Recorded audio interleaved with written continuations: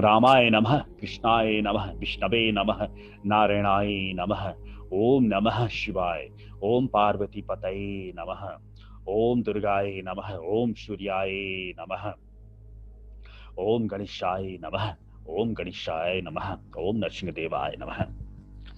Survey भवन्तु सुखिनः, survey Santu निरामयाः, survey भद्राणि पश्यन्तु, मा कश्चित् दुःखभाग् भवेत्। ओम शान्तिः शान्तिः शान्तिः। सर्वप्रथम त म यहाँहरू सबैको चरणमा साष्टाङ्ग दण्ड प्रणाम गर्न चाहन्छु।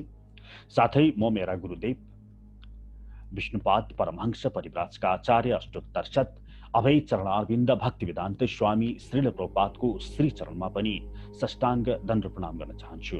साथै भगवान श्री कृष्णका अवतार श्री गौराङ्ग महाप्रभुको श्री चरणमा पनि म साष्टाङ्ग दण्ड प्रणाम गर्न चाहन्छु। साथै भगवान श्री गौराङ्ग महाप्रभुका षड पार्षदहरू श्री रूप गोस्वामी, श्री सनातन गोस्वामी, श्री जीव गोस्वामी, श्री रघुनाथ दास गोस्वामी, श्री रघुनाथ भट्ट गोस्वामी र श्री गोपाल भट्ट गोस्वामीको श्री चरणमा पनि साष्टाङ्ग दण्डोत प्रणाम गर्दछु। हरि शरणम हरे कृष्ण।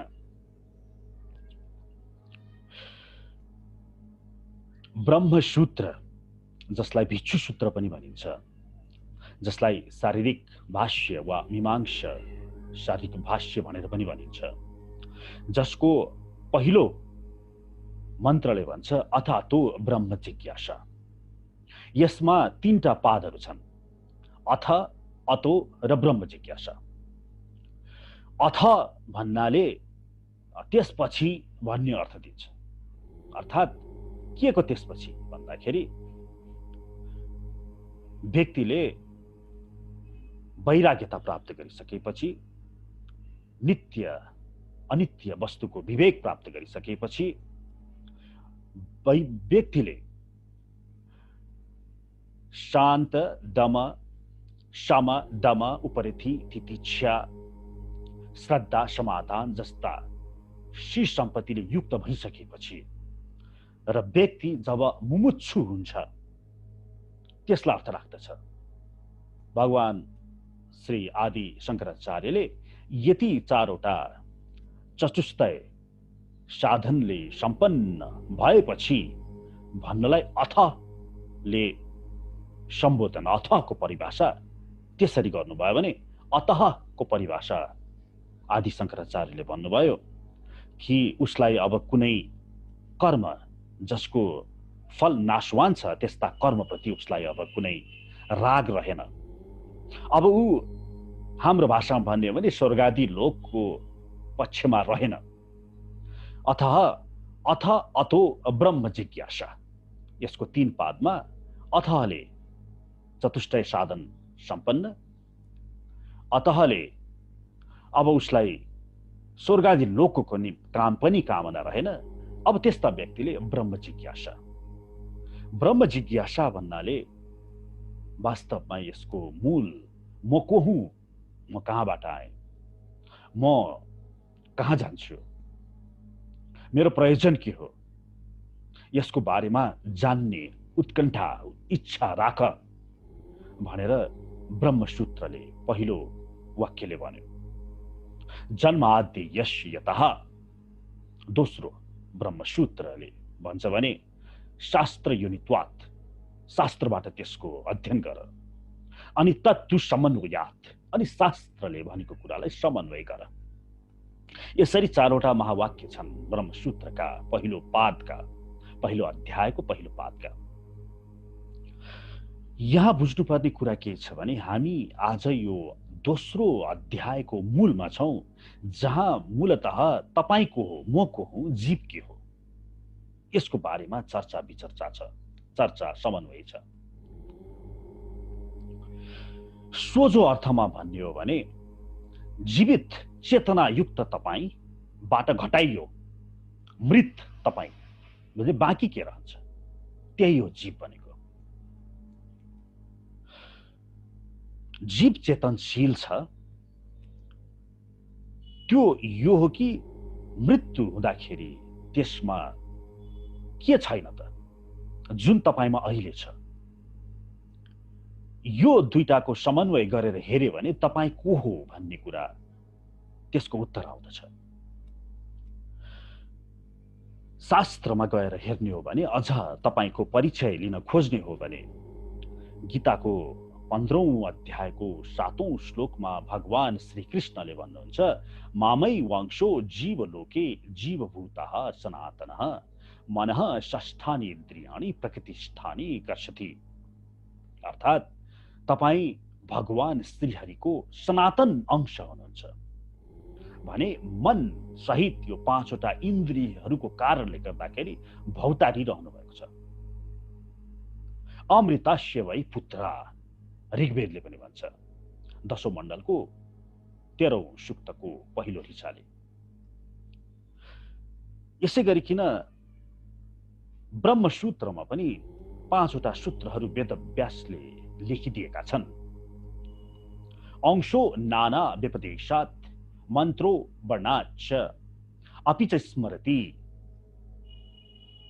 प्रकाशादि बन्यरेवं परः स्मरन्ति च। 2-3-42, 2-3-43, 2-3-44, 2-3-45 र 2-3-46। यसको अर्थ लगाउने हो भने सबै जगतगुरुहरूको भाष्यको अर्थले यसको अर्थ, यसको परिभाषा यी ब्रह्मसूत्रहरूको एकै परिभाषा हुन्छ। तपाई त्यस परम तत्त्वको अंश हुनुहुन्छ, सनातन अंश।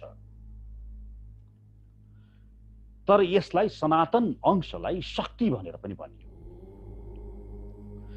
विष्णु शक्ति परा प्रोक्ता क्षेत्र की व्याख्यान तथा परा अविद्या कर्म संज्ञायान तृतीयार शक्ति ऋष्यते। 6औं अंशमा विष्णु पुराणले के भनिदियो भने तपाई भनेको विष्णुको शक्ति हो। यसरी तपाईको बारेमा व्याख्या गरिएको छ भने तपाई पहिला कहाँ हुनुहुन्थ्यो, म कहाँबाट आए, म कता जान्छु भन्ने बारेमा शास्त्रले के भन्छ भने यह वैके चस्मा लोकान प्रयन्ति चन्द्रमस्मेवेति सर्वे गच्छन्ति। कौशितकी उपनिषद 1-2। अर्थात् यो शरीर छोडेपछि त्यो जीवात्मा चन्द्रलोक हुँदै जान्छ रे। स यदास्मात् शरीरादुत्क्रामति सहै वै तैः सर्वैरुत्क्रामति। कौशितकी उपनिषद 3-3। अर्थात् जब जीवात्माले यो शरीर छोड्छ रे त्यतिखेर उसले मन बुद्धि अहंकारको यो सबै लिएर जान्छ रे। अनि फेरि तस्मान लोकान पुनरे अस्माय लोकाय कर्मणे। बृहदारण्यक उपनिषद 4-4 छ। फेरि त्यो जीव तपाई फेरि यहाँ लोकमा आउनुहुन्छ रे कर्म गर्नको लागि। अर्थात् जानुहुन्छ, आउनुहुन्छ। आ ब्रह्म भुवन लोकाः पुनरावर्तिनो अर्जुन। चाहे ब्रह्म लोक किन नपुगोस् त्यो फेरि आउँछ भनेर भगवान श्रीकृष्णले गीतामा पनि भन्नुभयो। अर्थात् यसबाट के देखिन्छ भने तपाईको गति छ, जानुहुन्छ फेरि आउनुहुन्छ, जानुहुन्छ आउनुहुन्छ। वेदव्यासले ब्रह्मसूत्र बनाइदिए। उत्क्रान्तिर गत्यार आगतिर नाम। उत्क्रान्ति गत्यार फेरि आउँछ, आगतिर नाम। ब्रह्मसूत्र 2-3-20। स्वत्मना च उत्तर्योः। ब्रह्मसूत्र 2-3-21। न अणु एतत् श्रुतिरिति चेत् नैतराधिकारात्। 2-3-22। सो शब्दोन्मनाभ्यां च अविरोधश् चन्दनवत्। अवस्थिति वैशिष्यादिति चेत् अभिपगमा धृतधीः गुणद्वा लोकवत् व्यतिरिको गन्धवत् तथा दर्शयति पृथक उपदेशात्। ब्रह्मसूत्र 2-3-20, 2-3-21, 2-3-22, 2-3-23, 2-3-24, 2-3-25, 2-3-26, 2-3-27, 2-3-28। यो ब्रह्मसूत्रको भाष्य चाहे आदि शंकराचार्य कुनै हेर्नुहोस्, त्यहाँ के देख्नुहुन्छ भने यो जीवको गति हुन्छ भन्ने जस्तो आदि शंकराचार्यले नै भाष्य गर्नुभएको छ भने अन्यहरूको भाष्य त हुने नै भयो, जसमा जीवको गति हुन्छ, जान्छ आउँछ भने। 2-3-29 मा गएर तत्तु सारत्वात् तु तब्दप्तेशः प्राज्ञवत् तद्गुण सारत्वात्। अर्थात् यहाँ आदि शंकराचार्यले के भनिदिनु भयो भने होइन, जीवात्मा भनेको विभु हो नै भनेर फेरि त्यहाँनिर आफ्नो कुरा राख्नुभयो। खैर, आदि शङ्कराचार्यको बारेमा त हामीले अगाडि कुरा पनि गरिसकेका छौँ।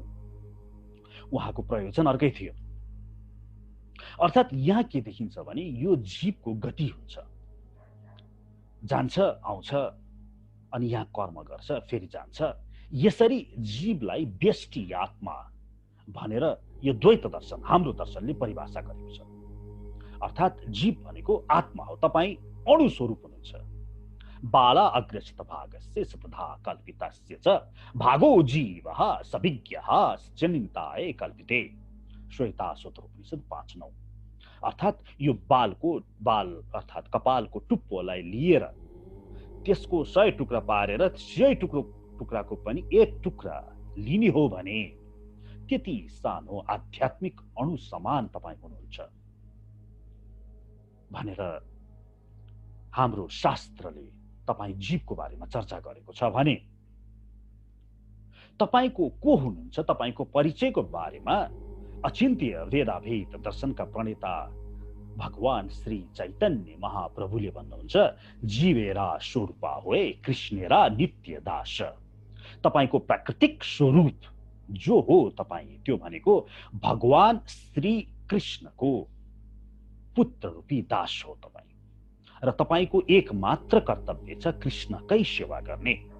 यो मात्रै तपाईको नेचुरल इन्स्टिङ्क्ट भन्छ नि, तपाईको प्राकृतिक स्वभाव हो। यसरी द्वैत दर्शनले भगवान श्रीकृष्णको अंश व्यष्टि आत्मा यो भनेको सनातन अंश भनेर मानेको छ भने यतापट्टि अद्वैत दर्शनले भने यसलाई अर्कै मानेको छ। एकपटक अद्वैत दर्शन आदि शङ्कराचार्यको बारे यसो बुझाउन त के भन्नुहुँदो रहेछ उहाँले के भनिदिनु भयो भने यो जीवात्मा भनेको के हो रे भने एउटा मन्त्र छ, द्वा सयुजा सुपर्णा सखाया समानम वृक्षम परिशस्यु जाति तयोरन्य पिप्पलम स्वादु अप्यन्न अनुष्णन्यो अभिचाकशिते।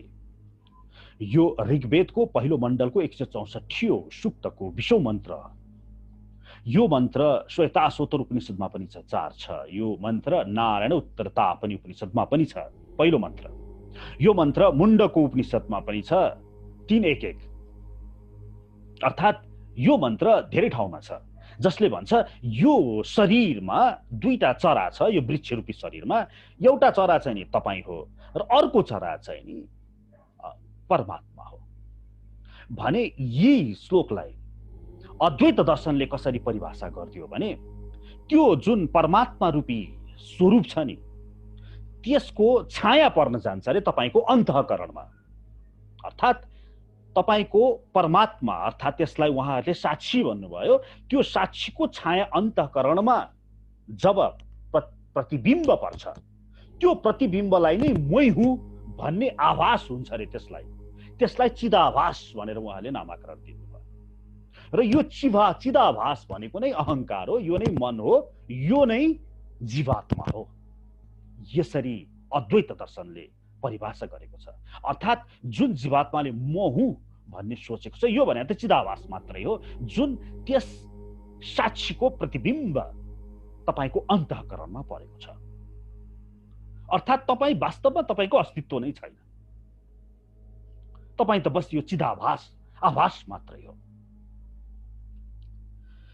भनेपछि उहाँहरूले यसरी तपाईको बारेमा जीवको बारेमा यो दिइसकेपछि अब यहाँ निकै प्रश्नहरू सिर्जना हुन जान्छन्। यदि जीव मात्र आभास हो भने त्यो गति चाहिँ नि कसको भएको त? जुन गतिको कुरा गर्यौं यस लोकबाट अन्य लोकमा जान्छ फेरि आउँछ अथवा त्यसको बारेमा के कुरा कसरी भयो त भन्दा उहाँहरूले यसको बारेमा उचित उत्तर दिन सक्नुहुन्न। उहाँहरू भन्नुहुन्छ यो जबसम्म यो चिदाभास रहन्छ, जबसम्म प्रतिबिम्बमा नै त्यो आश्रित रहन्छ, यो मायामा घुमिरहन्छ भने जब त्यो व्यक्तिले प्रतिबिम्बमा होइन बिम्बमा अर्थात् साक्षीमा नै आफूलाई आभास गर्दछ त्यो अहम ब्रह्मास्मि, त्यो मुक्त हुन्छ। अर्थात् उहाँले यो 4वटा महावाक्य अहम ब्रह्मास्मि यो यजुर्वेदको महावाक्य हो। अर्थात् म नै ब्रह्म हुँ। त्यो आभासबाट मुक्त हुने बित्तिकै म नै स्वतः ब्रह्ममा गइगए, लीन भइगयो। अहम ब्रह्मास्मि भनेर यो यजुर्वेदको महावाक्य भन्नुहुन्छ। त्यस्तै उहाँहरूले तत्त्वम असि यो सामवेदको महावाक्य हो। यसलाई पनि उहाँहरूले तिमी त्यही ब्रह्म हौ भनेर भनिदिनु भयो भने यता द्वैत दर्शनवादीहरूले अहम ब्रह्मास्मिलाई म उसको अंश हुँ, शाश्वत अंश हुँ। तत्त्वम असि तिमी उसको शाश्वत अंश हौ, यसरी व्याख्या गरेका छन्। त्यस्तै गरिकन अयम आत्मा ब्रह्म यो अथर्ववेदको महावाक्यलाई पनि त्यसरी नै उहाँहरूले र हामीले व्याख्या गरेका छौँ। त्यस्तै गरिकन अर्को प्रज्ञानम ब्रह्म यो ऋग्वेदको महावाक्य, यसलाई पनि यसरी नै व्याख्या गरिएको छ। खैर, यसरी यो जीवात्माको बारेमा हाम्रो शास्त्रमा व्याख्या भएको छ। अब यही कुरा भगवत गीताले कसरी अगाडि लान्छ त? हामी 13औं अध्यायबाट हेर्दैछौँ। दोस्रो अध्यायको हामी 13औं श्लोकबाट हेर्दैछौँ। दोस्रो अध्यायको 13औं श्लोकमा भगवान श्रीकृष्णले अर्जुनलाई यो जीवको बारेमा परिचय दिँदै भन्नुहुन्छ, देहिनो अस्मिन् यथा देहे कौमारम यौवनम जरा तथा देहान्तर प्राप्तिर्धीरस्तत्र न मुह्यति। अर्थात् जसरी यो शरीरधारी आत्मा निरन्तर बाल्यावस्थाबाट युवा अवस्था र युवा अवस्थाबाट वृद्ध अवस्थातिर परिवर्तन भइरहन्छ, त्यसै गरी यो आत्मा एउटा शरीरको मृत्युपछि अर्को शरीरमा स्थानान्तरित हुने गर्दछ। यस किसिमको परिवर्तनलाई देखेर धीर पुरुषहरू मोहित हुँदैनन्। यो शरीर यसरी परिवर्तन भइरहन्छ।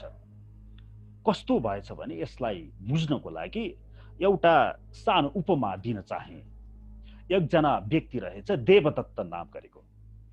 अनि त्यो देवदत्त नाम गरेको व्यक्तिले के भन्छ अरे भने, म मेरो हजुरबुवाको काखमा खेल्थेँ, अहिले त्यही म मेरो काखमा मेरो नाति खेलिरहेको छ।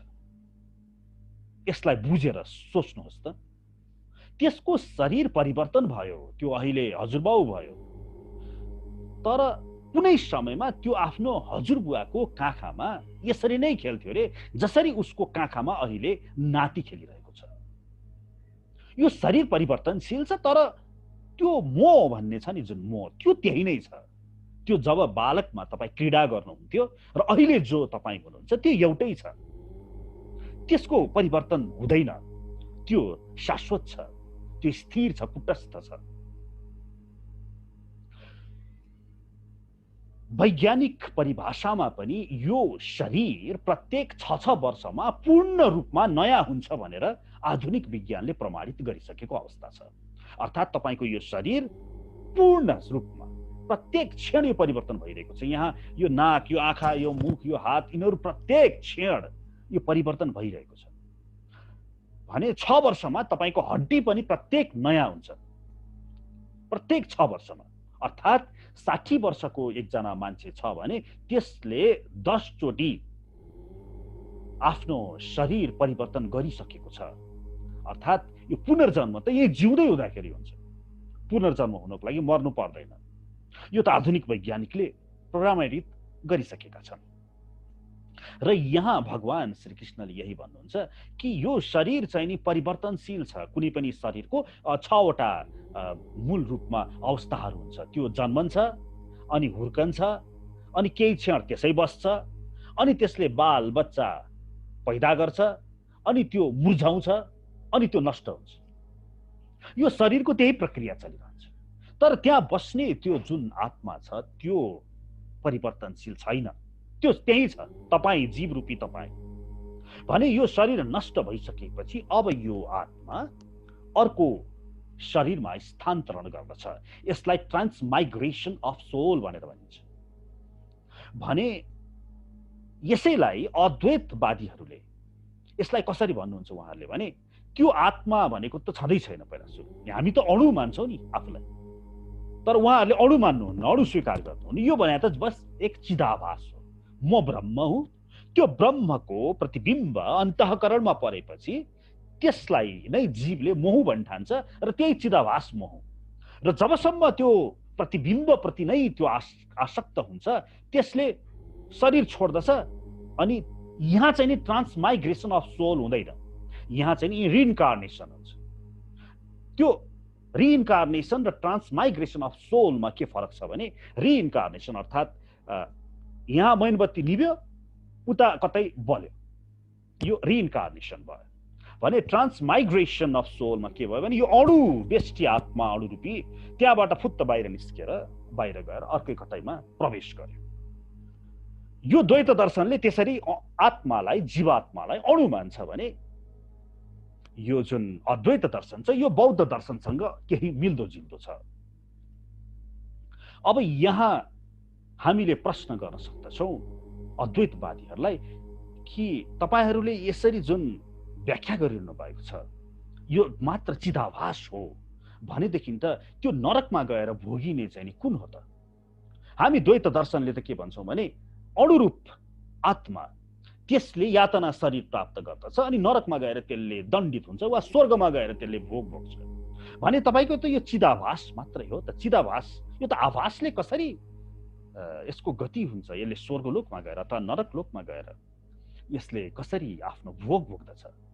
फेरि गरुड पुराणमा जुन भनिएको छ दुईजना यमदूतहरू आउँछन् अनि यो अंगुठो जत्रो जीवात्मालाई समातेर लिएर जान्छन्, त्यो चिदाभास भनेको के हो त्यहाँनिर?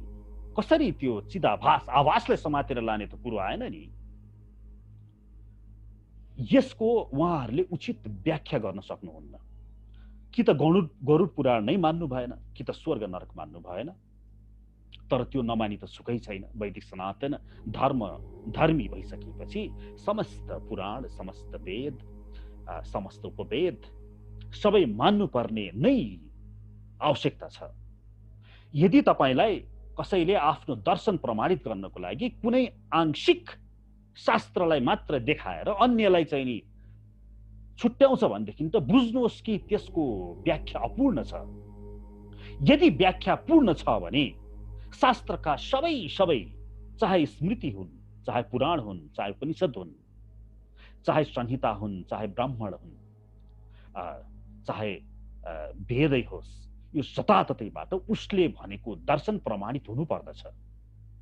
नत्र भने यसको बाट मेरो दर्शन प्रमाणित हुन्छ अथवा पुराणहरू हामी मान्दैनौँ, यसरी उहाँहरूले आफ्नो दर्शन तपाईहरूलाई प्राकट्य अथवा तपाईहरूलाई देखाउन खोज्छ भने बुझ्नुहोस् स्वतः कि त्यहाँ केही न केही गडबड छ। त्यसपछि अगाडि भगवान श्रीकृष्णले भन्नुहुन्छ, हे कुन्ती पुत्र, दुःख र सुख भन्ने कुरा कालक्रममा आउने र जाने जाडो र गर्मी ऋतु जस्ता अस्थायी विषयहरू हुन् र यी इन्द्रिय बोधबाट उत्पन्न हुन्छन्। अतः हे भरतवंशी अर्जुन, यस्ता कुरालाई मानिसले विचलित नभइकन सहन गर्न सक्नु पर्दछ। यो सुख दुःख, यो मान अपमान अथवा जाडो गर्मी, यी सबै यस्ता द्वैत भावहरू जुन छन् यो इन्द्रियको बोधबाट उत्पन्न हुन्छ। यो वास्तवमा तपाईको त्यस समयको, त्यस अवस्थाको कस्तो किसिमको तपाईको सोचाइ छ त्यसबाट तपाईले यसलाई बोध गर्नुहुन्छ भनेर भगवानले भन्नुहुन्छ। यस्ता कुरालाई मानिसले विचलित नभइकन सहन गर्न सक्नु पर्दछ। अर्थात् भन्नु खोज्नु भएको तपाईको देश, काल र पत्र कस्तो छ त्यस अनुसार नै सुख र दुःखको परिभाषा हुन जान्छ। एउटा अर्कै देश, काल, पत्रमा बसेको जीवात्मालाई त्यही कुरा सुख हुन सक्छ भने अर्कै देश, काल, पत्रमा बसेको अर्कै जीवात्मालाई त्यही कुरा दुःख हुन सक्दछ।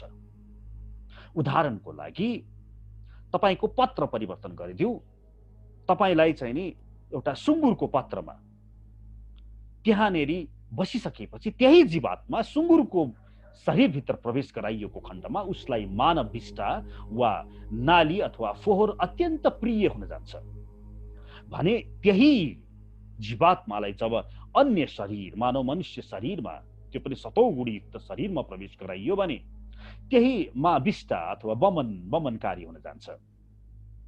एउटा रक्सीको बोतल एकजना ब्राह्मणलाई उपहार दिनुहोस् र एकजना जडियालाई उपहार दिनुहोस्, फरक फरक तपाईले उहाँहरूको वृत्ति देख्नुहुनेछ।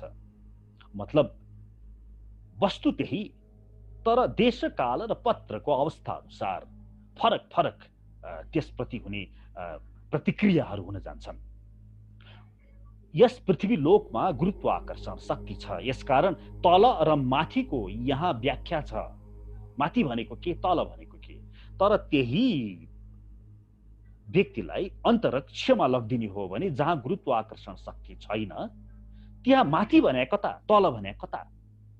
त्यस्तै गरिकन यस पृथ्वी लोकमा सतो रजो र तमो गुणमय माया छ। त्यो मायाले गर्दाखेरि देशकाल पत्रको वर्तमानको अवस्था अनुसार उसलाई सुख वा दुःखको भान हुन्छ। तर जब त्यो गुणदेखि सतो रजो तमो यी प्राकृतिक तीन गुणदेखि माथि उठ्दछ गुणातीतको अवस्थामा, ऊ अब सम हुन जान्छ, ऊ द्वैत भावदेखि मुक्त हुन जान्छ, जसलाई भनिन्छ तितिक्षु।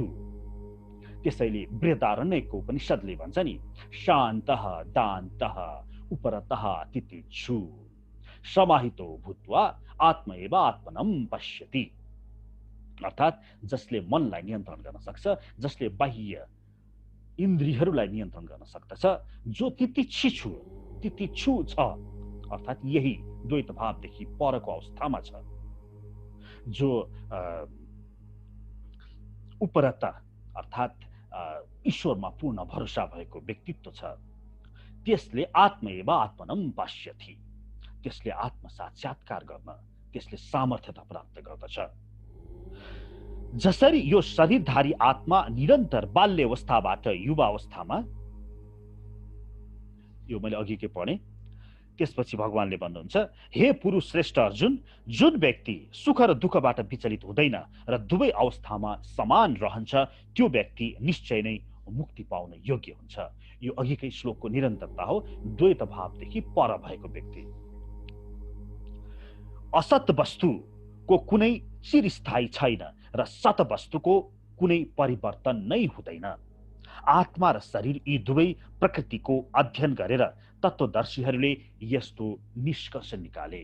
यहाँ भगवानले विवेक भन्ने तपाईमा निहित तत्व, जसलाई बुद्धिको मूल शक्ति हो, त्यसको बारेमा भगवानले भन्दै हुनुहुन्छ कि विवेक भनेको के हो त भन्दा सत र असत वस्तुको बीचमा भेद राख्न सक्ने तपाईको सामर्थ्यता।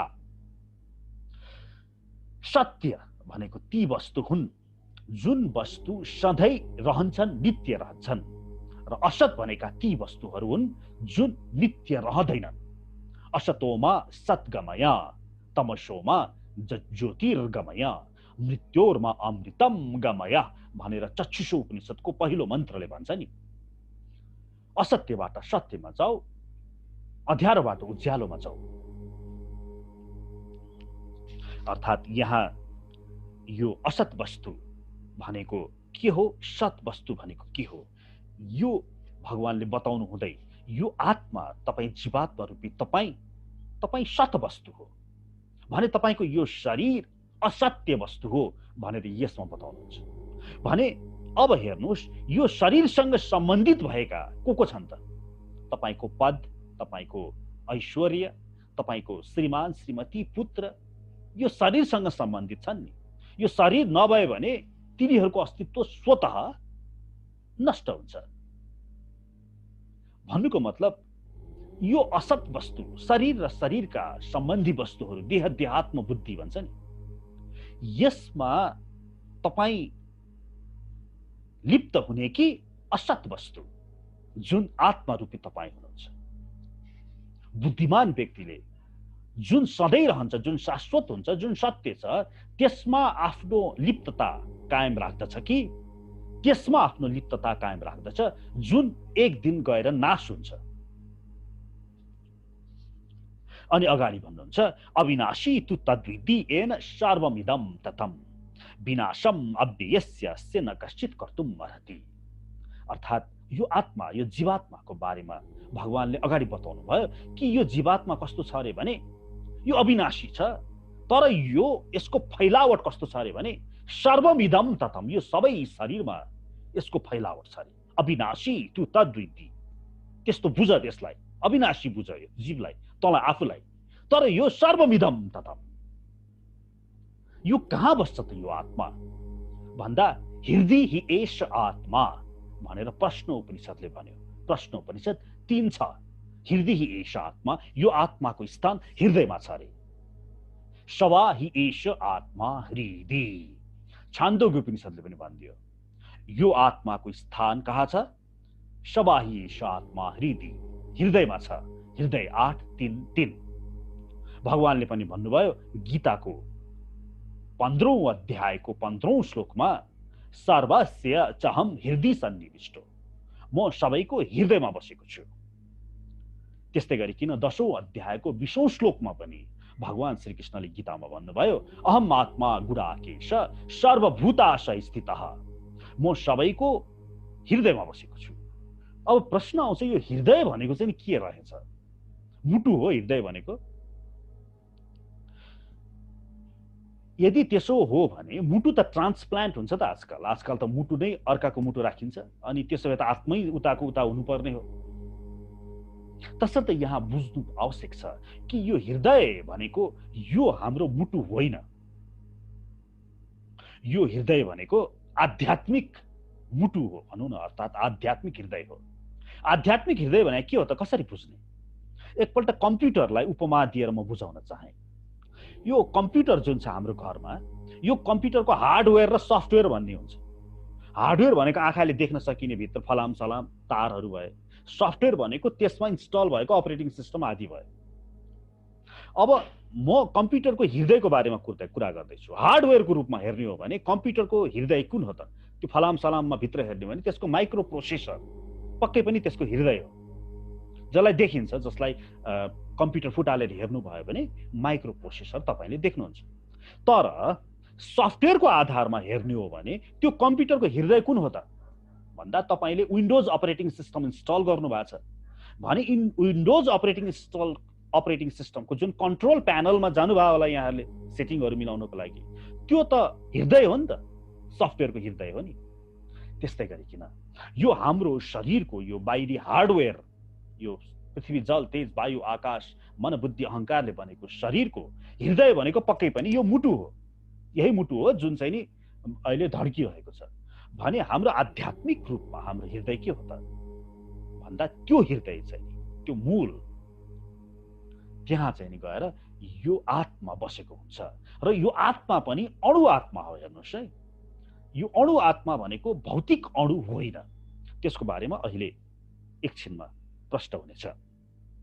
र यो कस्तो छ अरे एन सर्वमिदम ततम, यो जताततै फैलावट छ अरे यसको, यो आत्माको बस्न चाहिँ आध्यात्मिक हृदयमा बस्छ, तर यसको सारैतिर फैलावट छ अरे।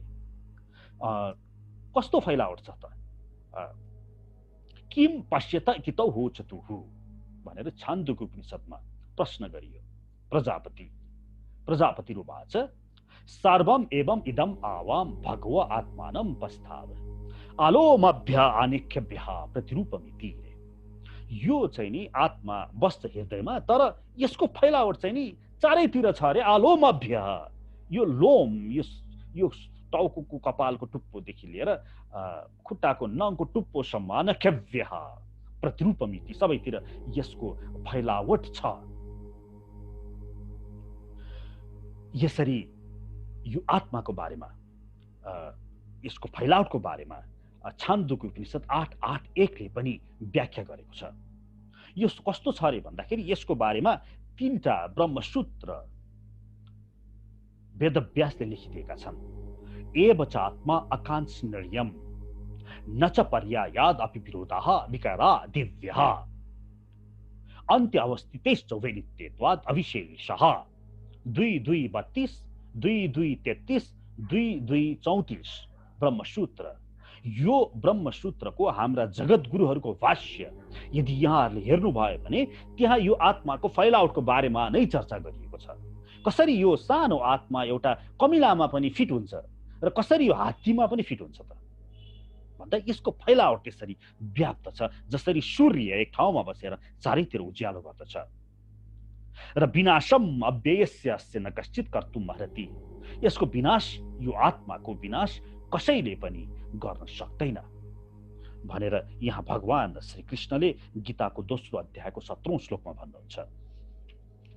अनि अगाडि भन्नुहुन्छ, अविनाशी अपरिमेय र शाश्वत जीवात्माको भौतिक शरीर नाशवान छ, त्यसैले हे भरतवंशी अर्जुन तिमी युद्ध गर। यो शरीर नाशवान नै छ, त्यसैले हे अर्जुन तिमी युद्ध गर, तिमी आफ्नो कर्तव्यमा लाग। किनभने हाम्रो धर्मशास्त्रले अहिंसा परमो धर्म भनेर त भन्छ, तर साथसाथै धर्म हिंसा तथैव च भनेर धर्मको लागि हिंसा गर्छौ भने त्यो त फेरि त्यो पनि धर्म नै हो है भनेर पनि भनेको छ। तसर्थ यहाँ हामी माया मोहमा बाँधिएर मेरो र तेरो भन्नको लागि आएका होइनौं, हामी यहाँ कर्तव्य गर्न आएको हौं।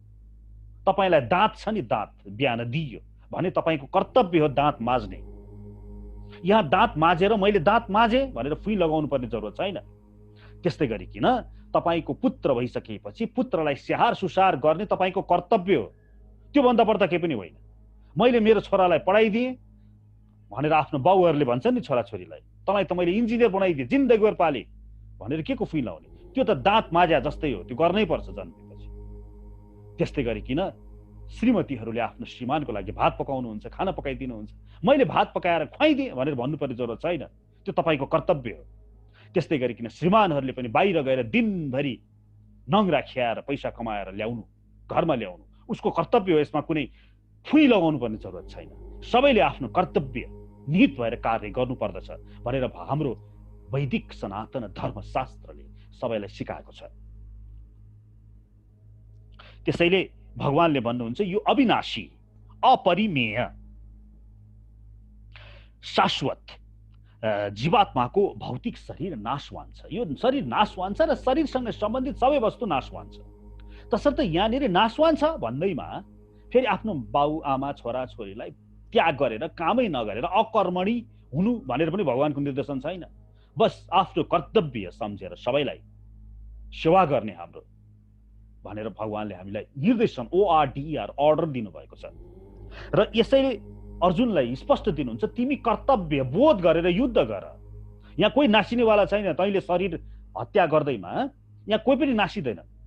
यदि नासिनै हाल्यो भने शरीरै मरे भनेदेखि त पनि यहाँ त द्रोण, यहाँ भीष्म पितामह जस्ता ठुला ठुला धर्मात्माहरू छन्, उनीहरू गएर झन् अर्कै शरीर प्राप्त गर्छन् अथवा स्वर्ग भोग गर्नेछन्, झन् त उनीहरूलाई राम्रो हुन्छ। त यहाँ माया मोहमा बाँधिने होइन, त बस कर्तव्य गर। अनि अगाडि भन्नुहुन्छ, ययनम व्यक्ति हन्तारम यश्चयनम मन्यते हतम उभौ तौ न बिजानीतो नायम हद्दी न हन्यते। गीता दोस्रो अध्यायको 19औं श्लोक। जसले यो जीवात्मालाई मार्ने ठान्दछ र जसले यसलाई मर्नेवाला ठान्दछ ती दुवै अज्ञानी हुन्। यो आत्मा न मर्दछ न मारिन्छ। यहाँ कसैले कसैलाई मारेर मार्न सक्दैन। जतिसुकै गोली हान्नुस्, बम पड्काइदिनुस्, एउटा व्यक्तिलाई तोपमै बाँधेर तोपले उडाइदिनुस्, तर त्यसको शरीर मात्रै नष्ट हुने हो। त्यो आत्मीय स्वरूपमा त्यसको बाल पनि बाँका हुँदैन भनौँ न हाम्रो भाषामा। तर यो श्लोकलाई लिएर कि जसले यो जीवात्मालाई मार्नेवाला ठान्दछ र मर्नेवाला ठान्दछ भनेर हामी जुन व्यक्तिगत रूपमा हामी त्यस्तै सोच्ने गर्छौं कि मर्यो गयो, कति नै चाहिँ नि आफू नमर्ने जस्तो एकदम चुचुचुचुचु गर्दै गरे चाहिँ नि बिचाराहरूलाई भनेर त्यस्तो गर्नुपर्ने जरुरत छैन। किनभने यो कोही पनि मर्दैन, यहाँ सबै शाश्वत छ आत्मीय स्वरूपमा। र यही मन्त्रको हवाला दिँदै बलि गर्दछन् मान्छेहरूले, पशुहरूलाई लगेर मन्दिरमा लगेर बलि गर्दछन्। हेर्नुहोस्, अनि के दिन्छन् भने यही श्लोकलाई उनीहरूले तपाईलाई अगाडि तेर्स्याइदिन्छन्। हेर यहाँ भगवानले भन्नुभएको छ, जो यो जीवात्मालाई मार्ने ठान्दछ र जसले यसलाई मर्नेवाला ठान्दछ ती दुवै अज्ञानी हुन् भनेर तपाईलाई उल्टो अज्ञानी बनाएर पठाइदिन्छन्। बलि प्रथा गर्ने व्यक्तिहरूसँग तपाईँ शास्त्रार्थ गर्न जानुभयो नि उनीहरूले देखाउने श्लोक यही हो। तर यहाँनिर के बुझ्नु जरुरी छ भने मा हिंसात् सर्वभूतानि, यो वेदको चाहिँ नि तपाईँ हामी सबैलाई निर्देशन छ, कसैलाई पनि हिंसा नगर। तैँले यदि जीवन दिन सक्दैनस् भने मार्ने पनि तेरो हक छैन। तसर्थ यहाँ मार्ने हक तब मात्र हुन्छ जब वेदोक्त हुन्छ, जब शास्त्र अनुसार, जब धर्म स्थापनार्थको लागि अथवा लोकहितको लागि कसैको हत्या गर्नुहुन्छ भने त्यो अवस्थामा हत्या गर्न फेरि किंचित डगमगाउनु हुँदैन। क्षेत्रीयहरू, ब्राह्मणहरूले तर्कशास्त्रद्वारा हराइदिनु पर्दछ। क्षेत्रीयहरूले शक्ति सामर्थ्यताद्वारा, वैश्यहरूले तर्क बुद्धिद्वारा अथवा शूद्रहरूले सहायता गरेर कुनै तरिकाले जसरी हुन्छ। तर यहाँनेरि निरपराध प्राणीहरूलाई, पशुहरूलाई लिएर मन्दिरमा चाहिँ लगेर बलि दिने जुन चलन अहिले कलियुगमा चलेको छ। हेर्नुहोस्, भगवान श्रीकृष्णले श्रीमद् भागवत पुराणमा स्पष्टसँग भन्नुभएको छ, ते मे मतम अभिज्ञाए परोक्षम विषयात्मकाः हिंसायाम यदि रागः स्याद् यज्ञेव न चोदना हिंसा विहारा ह्यलब्धैः पशुभिः सो सुखेच्छया यजन्ते देवता यज्ञैः पितृभूतपतिं खलाः। भागवत 11:21-29, 11:21-30, 11औं स्कन्धका यी 2 श्लोकहरू। यहाँ भगवानले स्पष्टसँग भन्नुहुन्छ कि तिनीहरूले बुझेनन् मैले भन्न खोजेको कुरा। तिनीहरूले आफ्नो हिसाबले मेरो मतलाई बुझ्दै बुझेनन्। यो पशुलाई लगेर यज्ञमा अथवा आफ्नो पितृको लागि अथवा भूतको लागि अथवा देवताहरूको लागि नाममा यिनीहरूले चढाउँछन्। अनि यो भनेको यजन्ते देवता यज्ञ पितृभूतपतिन खलाहा, तिनीहरू खला हुन्। खलाको अर्थ हुन्छ मूर्ख हुन् भनेर भागवत 11:21-29, 11:21-30औं श्लोकमा भगवान श्रीकृष्णले स्पष्टसँग बताउनु भएको छ। पद्म पुराणको पद्मोत्तर खण्डको अध्याय 104 मा स्वयं दुर्गा माता उहाँले भन्नुहुन्छ, युपे बध्वा पशुन हत्या करोति रक्तकर्दमं तेन चेत प्राप्यते स्वर्गो नरकम केन गम्यते मद्वाजे पशुन हत्या या वचेत सबन्धुभिः स तद्गात्र लोम संख्याब्द रसपत्र बने बसेत। पद्म पुराण पद्मोत्तर खण्ड अध्याय 104। यसको अर्थ हुन्छ युपे बध्वा, युपे अर्थात मौलोमा बाँधेर पशुन हत्या यह करोत, जसले गर्दछ अनि जताततै रगत चाहिँ यसरी फिजाउँदछन् अनि य वच्छेत बन्धुभिः, अनि खान्छन् रे आफ्नो बन्धुवीहरूलाई लिएर। सतद्गात्र लोम संख्या पत्र बने बसे, त्यसलाई त म त्यो पशुको शरीरमा जति रौहरू छ त्यति 1000 वर्षसम्म 80 पत्र नाम गरेको नरकमा लगेर कोज्दछु भनेर खुद माता दुर्गा भन्नुहुन्छ। र जति पनि पशु हत्या गरिन्छ दुर्गा माताका अंश, जति पनि देवीहरू छन् सबै दुर्गा माताका अंश अवतारहरू हुन्। त्यही गरेर गर्दछन् यी अज्ञानी व्यक्तिहरू। सुरा मत्स्या मधु मांस मासनम कृषै रौदनम धूर्तैः प्रवर्तितम वेदैः धूर्तैः प्रवर्तितम वेदै कल्पितम रे। अर्थात यो मांस, सुरा, मत्स्य, माछाहरू, स्त्रीसँग हुने सम्बन्धहरू, वेश्यावृत्तिहरू, मांसवम मासुको बारेमा मांस खाने कुराहरू, रक्सी खाने कुराहरू, यी सबै धूर्तैः प्रवर्तितम, यो धूर्तहरूको कार्य हो। वेदैः कल्पितम, वेदमा यसको कुनै विधान छैन भनेर महाभारत शान्ति पर्वमा लेखिएको छ। तसर्थ वेदमा यस्तो किसिमको व्यवहारहरू छन् भनेर भन्न कसैले खोज्दछ भने त्यो धूर्त हो भनेर बुझ्नु पर्दछ। तर वेदमा पशु बलिको उल्लेख नै नभएको भने चाहिँ होइन, त्यसको प्रयोजन छ। यो कलियुगको लागि बलि प्रथा, नियोग प्रथा, सन्यास आदि वर्जित गरिएको छ। बलि प्रथा कलियुगको लागि गरे तापनि यसको चाहिँ नि पहिला अन्य युगमा यसको शास्त्रमा उल्लेख भएको छ। त्यसको मूल रूपमा 2टा प्रयोजन छ। हेर्नुस्, पहिलो प्रयोजन भनेको यो प्रयोगशालाको रूपमा त्यतिखेर एकदम उत्तम ब्राह्मणहरूले प्रयोग गर्दथे र पशुहरूलाई कुनै हतियार प्रयोग नगरिकन मन्त्रको शक्तिको भरमा मात्रै बलि दिन सक्दथे। उनीहरूले सामर्थ्यता राख्दथे, प्रयोगको रूपमा उनीहरूले आफ्नो मन्त्रको प्रयोग गर्दथे पशुमाथि र यज्ञमा चढाउँदथे र त्यसो गर्दा बापत पशुलाई पुनर्जीवित गर्न सक्ने पनि उनीहरूमा सामर्थ्यता हुन्थ्यो, वा पशुलाई त्यसरी शरीरबाट हटाइसकिएपछि उसलाई झन उच्च लोक अथवा उच्च शरीर दिन सक्ने उनीहरूको सामर्थ्यता हुन्थ्यो भने त्यस्तो सामर्थ्यता भएको ब्राह्मणहरू यस कलियुगमा अहिले छैनन्। त्यसकारण कलियुगमा बलि वर्जित गरिएको हो भने अर्को पनि एउटा कारण छ। त्यसलाई त्यो कारण चाहिँ नि कस्तो भने जस्तो भनौं एउटा चुरोट्या छ, त्यो चुरोट्याले दिनको 20 वटा चुरोट खान्छ भने त्यसलाई डाक्टरले के भन्छ भने दिनको 20 वटा चुरोट खाने जुन डाक्टर त्यो व्यक्ति छ त्यसलाई एकैपटक चुरोट नखा भनेर भन्न सकिँदैन। तसर्थ डाक्टरले त्यसलाई दिनको 4 वटा चुरोट खा भनेर भन्छ। यसको मतलब यो होइन कि सबैले दिनको 4 वटा चुरोट खानुपर्छ भन्नु खोजे होइन डाक्टरले, त्यस व्यक्तिलाई मात्रै भनेको। यसै गरिकन यो विधि जसलाई परिसंख्या विधि भनेर भनिन्छ, परिसंख्या विधि तहत जुन एकदम गिद्धे छ जसलाई मांसाहार नगरिकन सक्दैन, त्यसले नगर भन्यो भने मान्दै मान्दैन, त्यसलाई शास्त्रले के भनिदियो भने कालरात्रिमा तमोगुणको अधिष्ठाती देवी कालीलाई चाहिँ नि अर्पण गरेर अहिले म तँलाई मार्दछु, पछि अर्को जन्ममा तैले मलाई मार्लास्, म तँलाई खान्छु भन्ने मन्त्रोच्चारण उसको कानमा फुकेर अनि त्यसपछि त्यसलाई देवीको नाममा बलि दिएर अनि त्यो मांस चाहिँ नि त्यसले खाओस्। अर्थात् त्यहाँ चाहिँ नि उसलाई विभिन्न किसिमको नियम लगाइयो।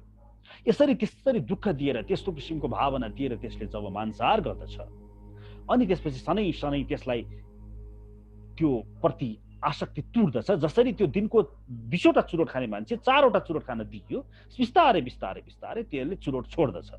यसलाई भनिन्छ परिसंख्या विधि, अर्थात् अहिले खान दिने गर्न दिने तर बिस्तारै छुटाउने।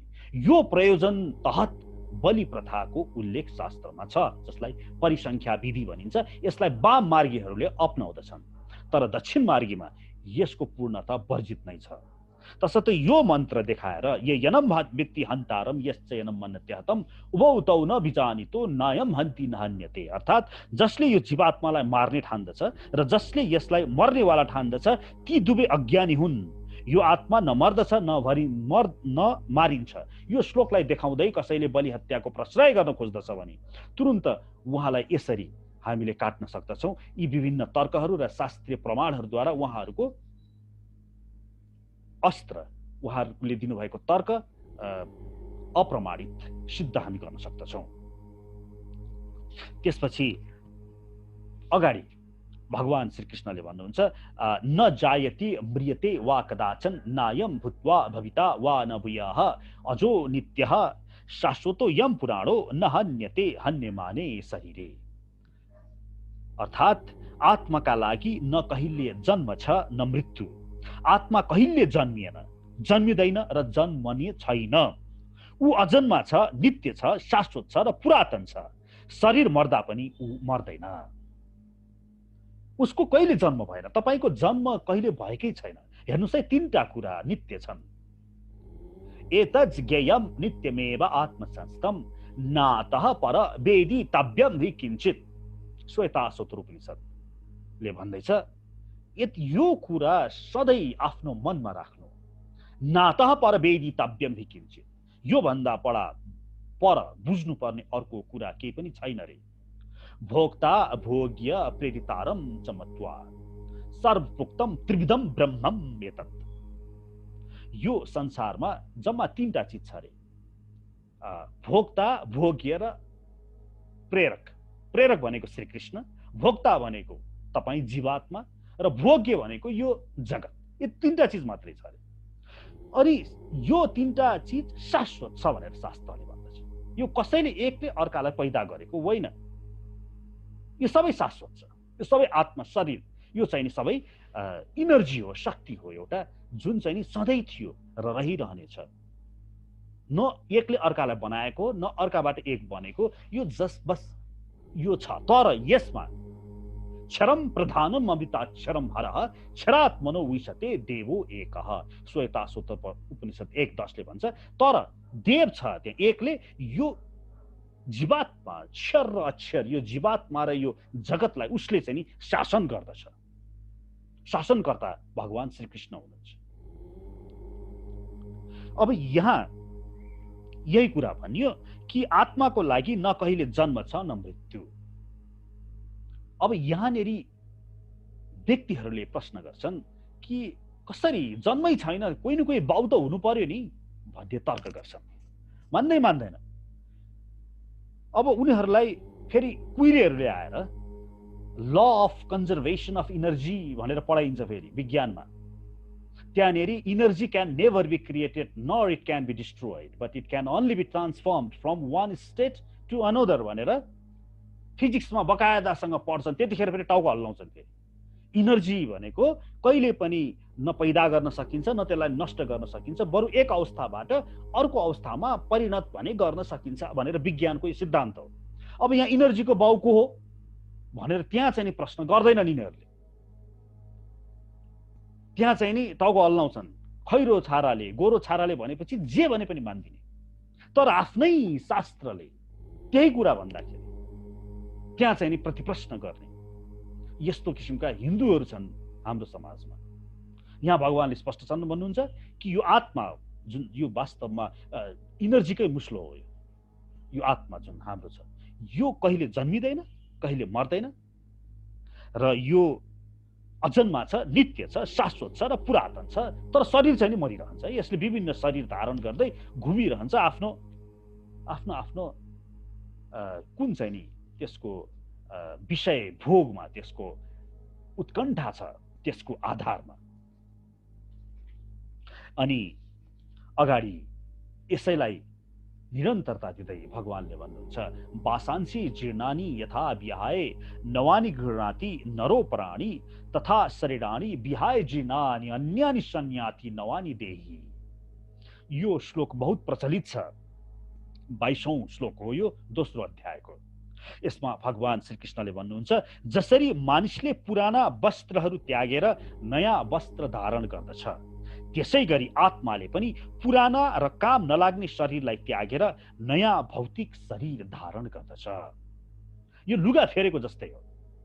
जसरी तपाईले पुरानो लुगा फेर्नुहुन्छ, फोहोर भएपछि नयाँ लगाउनुहुन्छ, अथवा च्यात्ते भनेदेखि त पनि नयाँ लुगा किनेर लगाउनुहुन्छ, त्यस्तै गरी किन तपाईको यो शरीर परिवर्तन, तपाईको शरीर फोहोर भयो भने, च्यात्तियो भने, एक्सिडेन्ट परेर चाहिँ यो च्यात्तियो, डिस्ट्रोय भयो भने यो शरीर परिवर्तन गरिदिनुहुन्छ तपाईको आमाले, तपाईको आमा परमात्माले। अर्थात् भन्नुको खोजेको के भने अहिले यहाँ हेर्नुस् त चारैतिर मान्छेहरू मरिरहेका छन्।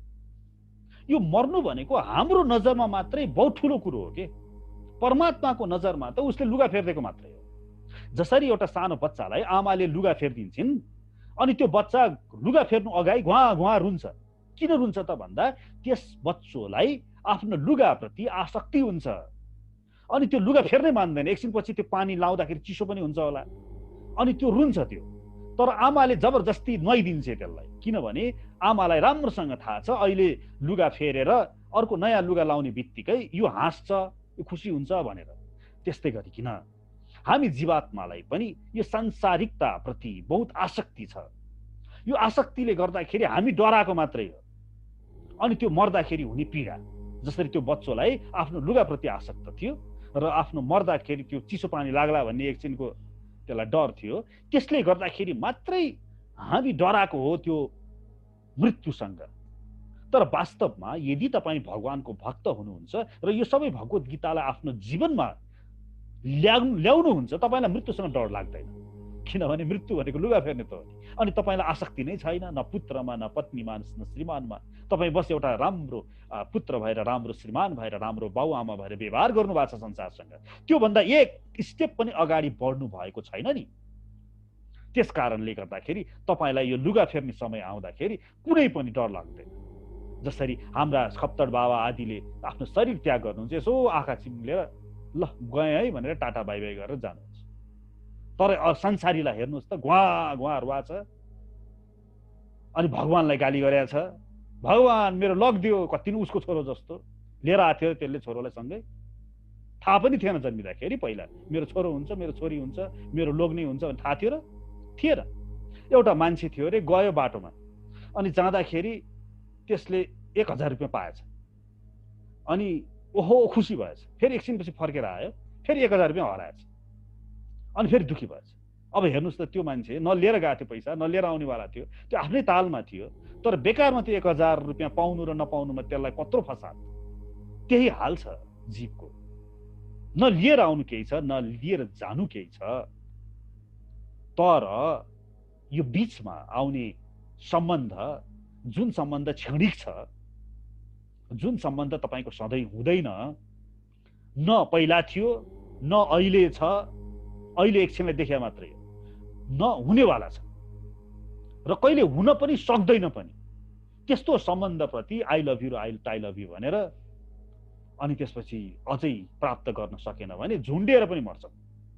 त्यस्ता बेकुफ समाज अर्थात् किन बेकुफ भए त भन्दा भेडा बाख्रा भएर भेडा बाख्राहरूलाई शास्त्र पढ्ने फुर्सद हुँदैन अनि हिन्दी फिल्म हेर्छन् मोबाइलमा फिल्महरू हेर्छन् अनि त्यहाँ इल्लु इल्लु क्या है भन्ने त्यही गीत हेर्यो अनि त्यस्तै रहेछ संसार भनेर बुझ्यो अनि त्यस्तै गर्न खोज्यो अनि त्यो त असत्य हो। असत्य त एक दिन भङ्ग हुन्छ भताभुङ्ग भइन्छ हुन्छ अनि जब भताभुङ्ग हुन्छ अनि गुवा गुवा रुनिए।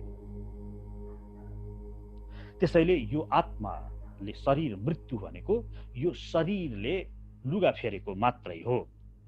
अगाडि भगवानले भन्नुहुन्छ नैनम छिन्दन्ति शस्त्राणि नैनम दहति पावकः न चैनम क्लेद्यन्ति आपो नैनम शोष्यति मारुतः। अनि तपाईँ जीवात्मा कस्तो हुनुहुन्छ अरे भने यो आत्मालाई न कहिले कुनै हतियारले टुक्राउन सकिन्छ। नैनम छिन्दन्ति शस्त्राणि शस्त्रले यसलाई काट्न सकिँदैन। न एनम दहति पावकः न यसलाई आगोले डढाउन सकिन्छ। न चैनम क्लेद्यन्ति आपो न यसलाई पानीले भिजाउन सकिन्छ। न शोष्यति मारुतः न हावाले यसलाई सुखाउन सकिन्छ। त्यस्तो तपाईँ अणुरूपी जीवात्मा हो रे। हेर्नुहोस् है यो आत्माको बारेमा के हाम्रो द्वैत दर्शनले भन्छ भने यो आत्मा जुन तपाईँ हुनुहुन्छ नि त्यो कस्तो छ अरे भने सूक्ष्म छ। नरणे औडेन प्रोक्तै सुविज्ञो बहुधा चिन्त्यमान अनन्य प्रोक्ते गतिरत्त नास्ति अणुयान हि तर्क्युम अणु प्रमाणात् कठोपनिषद 1-2-8। यो अणु रूपमा हुन्छ अरे अणु सानो सूक्ष्म बाला अग्रशतभागस्य शतधा कल्पितस्य च भागो जीवः भनेर श्वेता श्वेत उपनिषदले पनि भन्यो कि यो कपालको टुप्पोलाई 100 टुक्रा पार्नुस् रे अनि एउटा टुक्रा लिनुस् रे त्यसलाई फेरि 100 टुक्रा पार्नुस् रे अनि त्यो एउटा लिनुस् रे। त्यति सूक्ष्म बस मान्दियो रे कल्पितस्य च त्यसलाई कल्पना गर्दियो रे। अनि तर यो अति विद्वान छ रे सुविज्ञः जनन्ताय कल्पिते। यो अनेकौं जन्मदेखि यसले विभिन्न संस्कार लिएर बसेको छ। तपाईले विभिन्न जन्ममा के गर्नुभयो त्यस्तो यो आत्मा तपाईको छ रे। यो चाहिँ नि नैनम छिन्दन्ति शस्त्राणि। तर यहाँनिर एउटा कुरा के बुझ्नु पर्दछ भने यो जुन आत्मा अणु भनेर त हामी द्वैत दर्शनवादीहरूले भनिदियौ नि यो अणु भनेको यो hydrogen helium lithium barium boron carbon nitrogen आदि इलेमेन्ट्सहरू जुन पिरियोडिक टेबलमा जुन चाहिँ नि मेन्डेलियभले बताउनु भयो त्यो अणु होइन है। यो चाहिँ त्यो भौतिक अणु हो। यो भनेको चाहिँ नि आध्यात्मिक अणु हो। किनभने यहाँनिर नैनम छिन्दन्ति शस्त्राणि भनेर भन्नुभएको छ। यो अणुलाई शस्त्रले काट्न सकिँदैन। नैनम दहति पावकः यसलाई आगोले डढाउन सकिँदैन। तर ती हाइड्रोजन हेलियम लिथियम आदि अणुहरूलाई त जलाइन्छ। जस्तो एटम बममा अथवा आणविक भट्टीमा जहाँ चेन रियाक्सन गरिन्छ त्यो भनेको त फ्युजन फिसन भएर त्यहाँभित्रको त्यो न्युक्लियसलाई फोड्ने अथवा दुईटा एटमलाई ठोकाउने तरिका त हो त्यो। अर्थात् अणुलाई फुटाइन्छ त्यहाँ जलाइन्छ भने यो जुन तपाईँ अणु हुन्छ यसलाई फुटाउन जलाउन सकिँदैन भनेपछि पक्कै पनि यो अणु भनेको त्यो भौतिक अणु चाहिँ नि होइन। त्यस्तै गरिकन यहाँनिर के बुझ्नु पर्दछ भने नैचनम क्लेद्यन्ति आपो न शोष्यति मारुतः। अब फेरि यहाँनिर हामीलाई वेदान्तीहरूले अद्वैतवादीहरूले यो श्लोकलाई उद्धृत गर्दै तपाईलाई के प्रश्न गर्छन् भने हामीले के भन्छौँ भने हामी भगवान श्री हरि कृष्णको अंश हौं भनेर भन्छौँ। तर उहाँहरूले यही श्लोकलाई उद्धृत गर्दै तपाईँ अंश त शास्त्रमा गीताले नैनम छिन्दन्ति शस्त्राणि टुक्रा पार्न सकिँदैन भनेर भनिसकेपछि पक्कै पनि यो तपाईँले जुन अंश भन्नुभयो श्री कृष्णको अंश त्यो त टुक्रिएर आयो त। त्यो त यसको अंशी पनि त टुक्रिन सक्दैन, यसको मतलब अवश्य पनि। भने तपाईँले यहाँ नयनम छिन्दन्ति शस्त्राणि भन्दा भन्दै आफूलाई अंश भनेर कसरी भन्नुहुन्छ भनेर हामीलाई शास्त्रार्थमा प्रश्न सोध्ने गर्छन् अद्वैतवादीहरूले। यसमा हाम्रो उत्तर के हुन्छ भने भगवान श्री कृष्णले गीताको 15औं साथमा अंश मात्र भन्नुभएको छैन। भगवानले भन्नुभएको छ शाश्वत अंश, मामै वांशो जीवलोके जीवभूतः सनातनः। सनातनः भन्ने शब्द छ त्यहाँ, सनातन अंश हो। अर्थात् जसरी गिलास फुट्यो, फुटेपछि गिलासको त्यो काँचको टुक्रा भने अंश हो गिलासको, तर सनातन होइन। किनभने फुट्नुभन्दा अगाडि त्यो जुन काँचको टुक्रा थियो त्यो गिलास भित्रै थियो, त्यसैले सनातन होइन, अंश चाहिँ हो तर सनातन होइन। तर भगवान श्री कृष्णले जुन अंशको नाम लिनुभएको छ गीता 15:7 मा, त्यहाँ सनातन भन्ने शब्द छ। सनातन अंश हो तपाईँ भन्नुको मतलब त्यो गिलास फुटेर निक्लिएको काँच जस्तो हामी उहाँको अंश चाहिँ नि होइनौँ, हामी उहाँको शाश्वत अंश हौं, अर्थात् अजन्मा। यसलाई शक्ति भनेर पनि भनियो। विष्णु शक्ति परा प्रोक्ता क्षेत्रज्ञाख्यान तथा परा अविद्या कर्म संज्ञायान तृतीयार शक्ति रिष्यते। अर्थात् त्यहाँ विष्णु पुराणको 6औं अंशले के भनिदियो भने यो जीवात्मा भनेको विष्णुको शक्ति हो।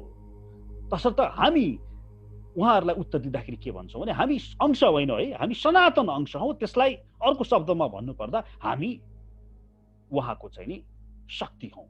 3टा शक्ति छ जसलाई भगवानले भन्नुभयो नि गीतामा 7औं अध्यायमा भूमि रापो अनलो वायु खम मन बुद्धि रेव च अहंकार इत्य भिन्ना प्रकृतिरस्तथा। मेरो पृथ्वी जल तेज वायु आकाश मन बुद्धि र अहंकार यति 8वटा अपरा शक्तिहरू छन्। अपरे इयम इदस्तु अन्याम प्रकृति बुद्धि मे पराम जीवभूता महाबाहो यदम धार्यते जगत। यो बाहेक मेरो अर्को एउटा अपरा शक्ति पनि छ है, त्यो भनेको चाहिँ नि जीवात्मा हो। गीताको 7:4 र 7:5 र फेरि अगाडि 14औं अध्यायमा उहाँले भन्नुहुन्छ मम योनिर्महद् ब्रह्म तस्मिन् गर्भ ददाम्यहम् सम्भव सर्वभूतानां ततो भवति भारत। गीता 14औं अध्यायको दोस्रो। अर्थात् यहाँनिर के भनिदिनु भयो भने यो जुन महत्त्व छ, यो पृथ्वी जल तेज वायुको जुन अपरा शक्ति छ, त्यसमा यो परा जीवात्मालाई लगेर मैले रोपिदिन्छु, त्यो ब्रह्मलाई म गर्भधारण गराइदिन्छु। अर्थात् तपाईँ आफूलाई निहालेर हेर्नुहोस् त, आफूलाई निहालेर हेर्नुहोस् त, यो पृथ्वी जल तेज वायु आकाश मन बुद्धिको यो जुन शरीर छ, यहाँभित्र तपाईँ हुनुहुन्छ आत्मीय स्वरूपमा। तपाईँलाई यो महत्त्वमा तपाईँलाई गर्भधारण गराइदिएका छन्, त्यहाँ बीज रोपिदिएका छन् भगवान कृष्णले। यसरी हामीले उहाँहरूलाई अद्वैतवादीहरूलाई उत्तर दिन सक्दछौँ कि हामी आफूलाई तटस्थ शक्ति त्यसैले भन्दछौँ किनभने हामी मिक्सचर हो, पराशक्ति र अपराशक्तिको मिक्सचर। यहाँ बाहिरबाट हेर्ने हो भने यो अपराशक्तिको पृथ्वी जल तेज वायु आकाश मन बुद्धि अहंकारको शरीर छ र त्यसभित्र पराशक्ति कृष्णको जुन जीवात्मा आत्मीय स्वरूपमा अणु आध्यात्मिक अणुको स्वरूपमा म आफै छु र परमात्मा तिमी आफै सँगै चरारूपी बसेका छन् र यो पूर्ण यसरी शरीर भएको हुनाले आधा परा आधा अपरा भएको हुनाले यो बिचको छ तटस्थ शक्ति। त्यसरी हामीले आफूलाई तटस्थ शक्ति भन्छौं तर बोलीचालीको भाषामा शाश्वत अंश भनेर भन्छौं भनेर यसरी हामीले अद्वैतवादीहरूलाई उहाँहरूको तर्क समाधान गर्दै उत्तर दिन्छौं। अनि उहाँहरूलाई बरु अब प्रतिप्रश्न गर्न हामी सक्यौं। अब उहाँहरूलाई के भन्छौं भने हामी तपाईहरुले फेरि सायुज्य मुक्तिको कुरा गर्नुहुन्छ, ल ठीक छ, त्यसो भए त्यो जुन परम ब्रह्म छ त्यो परम ब्रह्ममा गएर तपाई त लीन हुने कुरा गर्नुहुन्छ भने यो जुन परमात्मा छ नयनम छिन्दन्ति शस्त्राणि यसको त टुक्रा गर्न सकिदैन भने त्यहाँ गएर लीन चाहिँ नि तपाई कसरी हुनुहुन्छ त भनेर हाम्रो प्रतिप्रश्न उहाँहरूलाई हुन सक्छ कि तपाईहरु लीन चाहिँ नि कसरी हुनुहुन्छ त्यसो भए, किनभने त्यो टुक्राउन सकिदैन। भर्खर तपाईले मलाई चाहिँ नि आरोप लगाउनु भयो त्यहाँबाट टुक्रेर कसरी आइस। अब म तपाईलाई सोध्दै छु कि तपाई त्यो टुक्र्याउनै नसक्नेमा गएर लीन चाहिँ नि कसरी हुनुहुन्छ त त्यसो भए। हामी त कसरी भन्छौं भने जसरी तपाईहरुले भन्नुहुन्छ समुद्रमा गएर खोला चाहिँ त्यही लीन हुन जान्छ। तर हामी त त्यसो मान्दैन। हामी त समुद्रमा माछाहरू बस्या जस्तो गरेर हामी पनि त्यही जाने हो, तर माछाको छुट्टै अस्तित्व हुन्छ नि। द्वैत दर्शनले के भन्छ, हाम्रो छुट्टै दर्शन हुन्छ। तर उहाँहरूले अब यहाँ प्रश्न के दिनुहुन्छ भने जीवात्मा भन्ने हामी मान्दैनौँ। उहाँले उत्तर दिनुहुन्छ त्यतिखेर यो प्रश्न गर्ने बित्तिकै उहाँहरूले उत्तर दिनुहुनेछ कि तपाईँ कसरी त्यहाँ लिनुहुन जानुहुन्छ त भन्ने प्रश्नमा उहाँहरूले उत्तर दिनुहुनेछ, हामी चिदाभास हो। चिदाभास भनेको त्यस साक्षीको परमात्माको प्रतिबिम्ब जब अन्तःकरणमा पर्छ, त्यो अन्तःकरणको प्रतिबिम्बलाई चिदाभास, यही नै जीव हो। तसर्थ जीवको वास्तविक कुनै आफ्नै स्वतन्त्र अस्तित्व नै छैन। र जब त्यो जीव आफ्नो प्रतिबिम्बमा होइन, आफ्नो बिम्बमा जब आरूढ हुन्छ, त्यो स्वतः अहम ब्रह्मास्मि हुन जान्छ भनेर उनीहरूले उत्तर दिन्छन्। हेर्नुहोस् है, अब त्यो उत्तर दिने बित्तिकै तपाईँले प्रश्न फेरि गर्न सक्नुहुन्छ, त्यसो भए स्वर्ग लोक नरक लोकमा भोग गर्न जाने त्यो चाहिँ को हो नि? त्यो गरुड पुराणमा उल्लेख गरिएको त्यो यमदूतले अंगूठा जत्रो सानो जीवात्मालाई जुन बोकेर लान्छ, त्यहाँ उल्लेख गरिएको जीवात्मा को हो त? तपाईँले त भर्खर चिदाभास हो, यो त चित आभास मात्रै हो भन्नुभयो। त्यो आभासलाई त बोकेर लाने कुरा आएन। त्यो आभासले त गएर स्वर्गलोक र नरलोकमा गएर आफ्नो भोग भोग्ने त कुरा आएन भन्दा उहाँहरूले फेरि सजिलो उत्तर दिन सक्नुहुन्न। यसरी यो हामी द्वैतवादीहरूले अद्वैतवादीहरूसँग कसरी कुरा गर्नुपर्दछ, यो कुरा हामीले बुझ्नु जरुरी छ। त्यसपछि अगाडि भगवान श्रीकृष्णले भन्नुहुन्छ, अच्छेद्यो अयम अदाह्यो अयम अक्लेद्यो अश्वस्य एव च नित्यः सर्वगतः स्थाणु अचलो सनातनः। अर्थात् यो बेष्टि आत्मा कहिले पनि नफुट्ने, नडढ्ने, नभिज्ने र नसुक्ने खालको हुन्छ। यो अगाडिकै श्लोकको निरन्तरता हो। यो आत्मा सधैँ रहिरहन्छ, सर्वव्यापक छ, अपरिवर्तनशील छ, अचल छ र सर्वदा एकै नाशको छ। यो तपाईको बारेमा, तपाईँ को हो भनेर भगवान श्रीकृष्णले भन्दै हुनुहुन्छ। आफ्नो बारेमा यसरी बुझ्नु हाम्रो वैदिक सनातन धर्मीहरूको कर्तव्य हो। यहाँ त व्यक्तिहरूलाई म को हुँ भन्ने नै थाहा छैन। त्यसपछि अगाडिको श्लोकमा भन्नुहुन्छ, अव्यक्तो अयम अचिन्त्यो अयम अविकार्यो अयम उच्चयते तस्मात् एवं विदित्वायनम न अनुशोचितुम अर्हसि। यो आत्मालाई अव्यक्त, अचिन्त्य र अपरिवर्तनीय मानिन्छ। यो कुरा बुझेर पनि तिमीले शरीरको लागि शोक गर्नु हुँदैन भनेर आत्माको बारेमा भगवान श्रीकृष्णले अगाडि बताउनुहुन्छ। र अगाडि गएर फेरि अलिकति आफ्नो कारण बदल्दै भन्नुहुन्छ भगवान श्रीकृष्णले, यदि तिमीले आत्मालाई सधैँ जन्मिरहने र सधैँ मरिरहने ठान्छौ भने पनि हे महाबाहु, तिमीले यसका लागि शोक गर्नुपर्ने कुनै कारण छैन। नास्तिकहरू पनि हुन्छन् संसारमा जसले आत्मालाई चिनेकै छैन, जस्तो अहिलेका वैज्ञानिकहरू त होइनन्, वैज्ञानिक हुन खोजेकाहरू। वैज्ञानिकहरूले त धेरैले यसलाई विश्वास गर्छन्, अनुसन्धान बरु गर्दैछन्। विज्ञानलाई सोध्ने हो भने विज्ञानले के भन्छ, मलाई थाहा छैन भन्छ। विज्ञानले कहिले पनि आत्माको छैन भनेर भन्दैन, स्वर्ग लोक नरक लोक छैन भनेर विज्ञानले कहिले पनि भनेको छैन। विज्ञानले के भन्छ भने मलाई थाहा छैन भन्छ। किनभने छैन भनेर ठोकुवा गरेर भन्न पनि प्रमाण चाहिन्छ। आत्मा छैन, स्वर्गलोक छैन, नरकलोक छैन भनेर भन्न पनि, ठोकुवा गर्न पनि प्रमाण चाहिन्छ। छ भन्न जति प्रमाण चाहिन्छ, छैन भन्न पनि त्यति नै प्रमाण चाहिन्छ। हामी चाहिँ नि छ भनेर ठोकुवा यस कारण गर्दछौँ कि शास्त्रमा लेखिएको छ, भगवान कृष्णले गीतामा भन्नुभएको छ। तर आजकालका अलिकति साइन्सका किताबहरू पढेकाहरूले छैन भनेर ठोकुवा गर्छन्। अनि कहाँबाट थाहा पाइस् त भन्यो भने विज्ञानले भन्यो भन्छ, झुटो बोल्छन्। विज्ञानले भनेकै छैन, विज्ञानले त थाहा छैन भनेको छ। त्यसो भए अनि त्यही कुरा भनेर कसरी भनिस् तैँले भन्यो भने उसको आफ्नो प्राइभेट मेन्टल स्पेकुलेसन भन्छ यसलाई, आफ्नो सो विचार। त्यसै भनिदियो, उसले लगाइदियो, त्यत्तिकै लगाइदियो। तसर्थ त्यस्ता व्यक्तिहरूसँग पनि हामीलाई सावधान हुनुपर्ने जरुरत छ। र त्यस्तै गरिकन अन्य पनि त्यतिखेर विभिन्न दर्शनहरू छन् जसले यो शरीरलाई आत्मा मान्दैनन्। बौद्ध दर्शनले पनि शरीरको आत्मालाई बुझेको छैन। जुन हामी बौद्ध दर्शन भन्छौँ, भगवान बुद्धले नै प्रणीत गरेको यो बौद्ध दर्शन यसले पनि मनसम्म पुगेको छ। यो मनभन्दा माथि जान सकेको छैन। भगवान विष्णुकै अवतार हुनुहुन्छ गौतम बुद्ध, र उहाँको मूलतः 4 जना प्रचारकहरू थिए गौतम बुद्धका। गौतम बुद्ध चाहिँ नि आफ्नो श्रीमती यशोधरा र पुत्र राहुललाई छोडेर उहाँ चाहिँ नि ज्ञान लिन जानुभएको थियो, र ज्ञान प्राप्त गरेपछि उहाँ बुद्ध कहलिए। र उहाँका मूल गरी 4 जना उहाँका शिष्यहरू थिए, जसमा माध्यमिक, योगाचार, सैद्धान्तिक र वैवासिक प्रमुख छन्। जसमा माध्यमिक उहाँका शिष्यले कसरी प्रचार गरे भने यो सबै संसार भनेको शून्यको विवर्त हो भनेर भनिदिए। शून्यको विवर्त भनेको केही पनि होइन, शून्य हो यो। त्यसैले शून्यवादी भन्छौँ हामीले, बौद्ध दर्शनलाई शून्यवादी दर्शन भन्छौँ। र उहाँले के भनिदियो भने शून्यको विवर्त, शून्यबाट सबै चिज यो देखा पर्यो। अर्थात् तपाईँले खाल्टो खन्नु भयो भने जति खाल्टो खन्नुहुन्छ त्यति नै माटो यतापट्टि थुप्रिन्छ। अर्थात् यहाँ माटो थुप्रिएको माटो भनेको यो संसार हो। अब यो थुप्रिएको माटोलाई फेरि खाल्टोमै हालिदियो भने फेरि सम्म हुन्छ, जिरो हुन्छ। यो थियो दर्शन माध्यमिकको।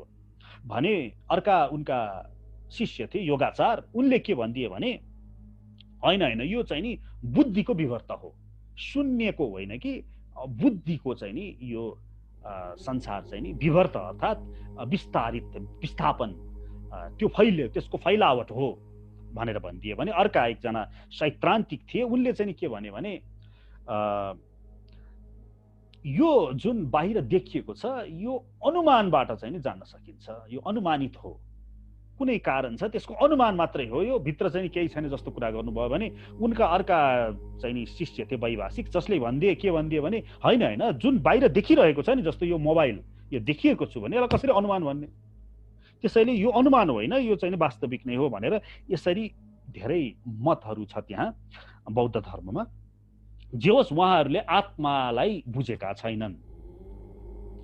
यस्तै गरिकन यो वैभाषिक मत जसले चाहिँ नि यो संसारलाई भौतिक मानेको छ, अथवा अन्य मतहरू जुन चारवाक मत छ, चारवाक मत पनि हाम्रो हिन्दू धर्मकै मत हो, जुन देवताका गुरु बृहस्पतिद्वारा नै प्रणीत हो, जसले के भन्छ भने मरेपछि कसले देखाएको छ, खाऊ लाऊ, बरु उधारो लिएर भए पनि घिउ खाऊ, यस्तो किसिमको मत पनि छ।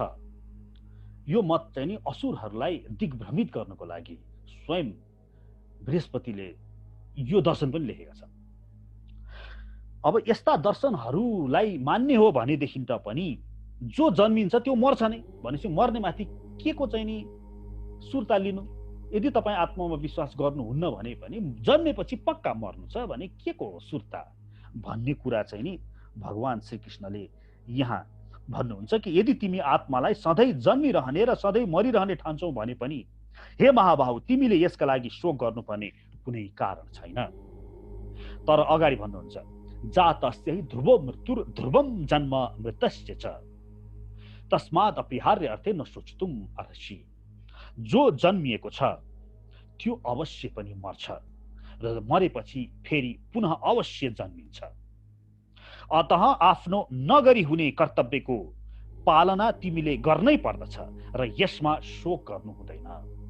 त्यसैले यहाँ भगवान श्रीकृष्णले स्पष्टसँग भनिदिनु भयो यो संसारको नियम हो, बरु मरेन भनेदेखि त चाहिँ अचम्म हुने हो, बरु मरेन भने चाहिँ अचम्म हुने हो। जस्तो अहिले कोरोनाको नयाँ भ्यारिएन्ट आउँछ भन्दैछन् नि, यहाँ हल्ला फैलाइँदैछ, अब अर्को वर्ष फेरि नयाँ भ्यारिएन्ट आउँछ। कोरोनाको भनेको भाइरस हो, भाइरसको नयाँ नयाँ भ्यारिएन्ट आउने त उसको खासियत हो, उसको बरु नयाँ भ्यारिएन्ट आएन भने चाहिँ अचम्म मान्नुपर्ने कुरा हो।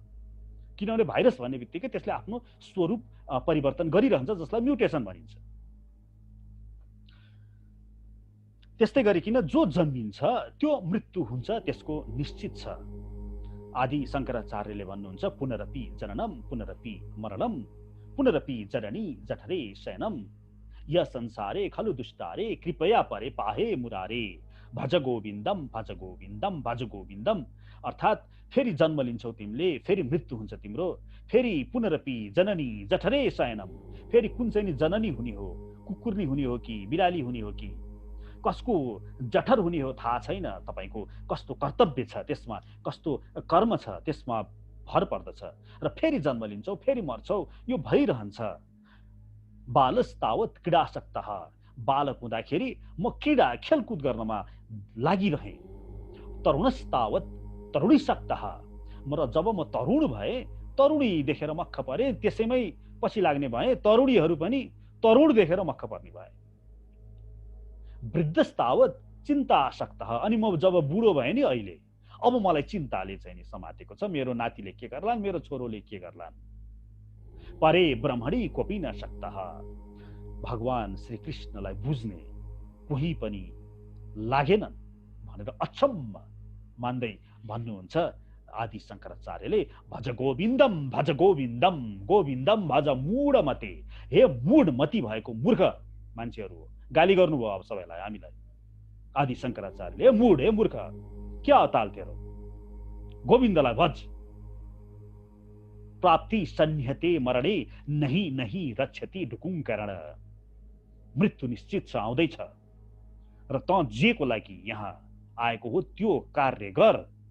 बरु धेरै धेरै ढुकुङ्करणले रक्षा गर्दैन, ठुल्ठुलो साहित्यहरू पढेर, ओहो विद्वान भएर, चन्द्रमामा जाने विज्ञानका साइन्सहरू पढेर, ठुल्ठुलो 50 तल्ले घरमाथि बसेर, मिटिङमा यत्रो ठुलो चस्मा लगाएर, यत्रो ठुलो कोट लगाएर, अनि आइफोन बोकेर, अनि ठुलो ठुलो बिजनेस मिटिङहरू गरेर, यसले तँलाई पार लगाउँदैन। मूल त के हो, यो जन्ममा ठुलो ठुलो व्यक्ति, प्रधानमन्त्री, अनि तुरुन्त अर्को जन्ममा कुकुर। हेर्नुहोस् त, हाम्रो प्रभुपादले भन्नुहुन्थ्यो, अहिलेको जन्मको ठुलो ठुलो कोट लगाउने, ठुलो बिजनेस मिटिङ एटेन्ड गर्दै हिँडिरहेछ, तर त्यो कुन दिनमा फ्याट्टै जान्छ अनि ठ्याक्कै कुकुरको शरीरमा अथवा सुँगुरको शरीर अथवा बाँदरको शरीर प्राप्त हुन्छ।